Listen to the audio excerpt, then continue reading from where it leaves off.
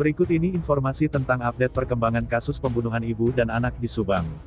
Fakta terbaru, Mulyana yang juga adik dari Yosef, suami dan ayah dari korban pembunuh ibu dan anak di Subang, dengan korban Tuti dan Amalia Mustika Ratu ungkap sisi lain dari kakaknya itu.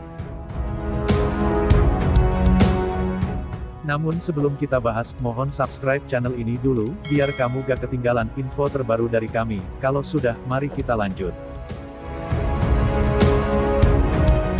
Fakta terbaru, Mulyana yang juga adik dari Yosef, suami dan ayah dari korban pembunuh ibu dan anak di Subang, dengan korban Tuti dan Amalia Mustika Ratu menyebut kakaknya itu bencong. Namun, ucapan mengejutkan Mulyana soal sosok Yosef tersebut, tidak terkait dengan kasus pembunuh ibu dan anak di Subang, yang sampai hampir memasuki bulan ketiga belum juga terungkap siapa pelakunya.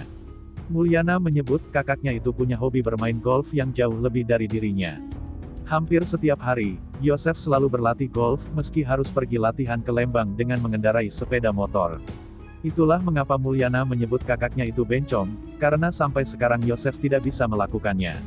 Hal yang dimaksud adalah Yosef sampai saat ini tidak bisa mengendarai mobil.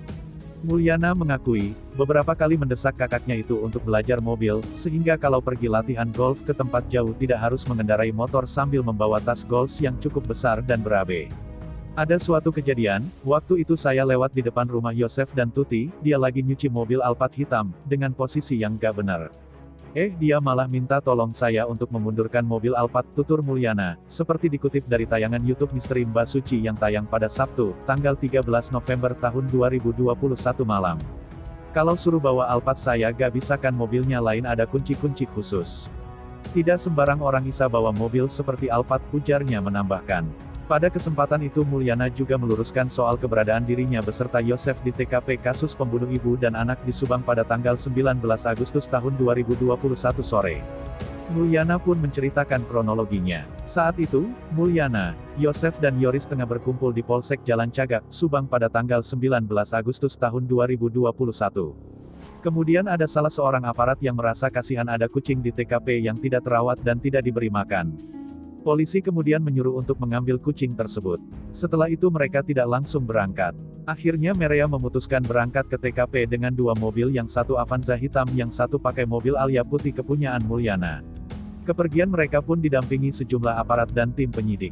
Bahkan, menurut Mulyana, Yosef dan anaknya Yoris pergi bareng di mobil Alia putih bersama putra Mulyana Arif, dan sopir Bang Gede. Sementara Mulyana pergi duluan dengan mobil Avanza hitam bersama sejumlah aparat. Begitu sampai di TKP, Mulyana tidak berani masuk ke TKP karena takut gak kuat. Kemudian ketika Alia putih tiba, Mulyana menghampiri Yosef untuk tidak turun dari mobil, khawatir trauma. Pertama yang masuk ke TKP itu 5 petugas, dan kemudian mereka berteriak menyuruh saya masuk. Saya masuk ke TKP tidak pegang apa-apa. Pegang kucing pun gak, karena saya dari dulu alergi kucing, ujarnya. Saat keluar TKP, Yosef dengan Yoris sedang berbincang di dekat mobil Yaris milik almarhum Amel.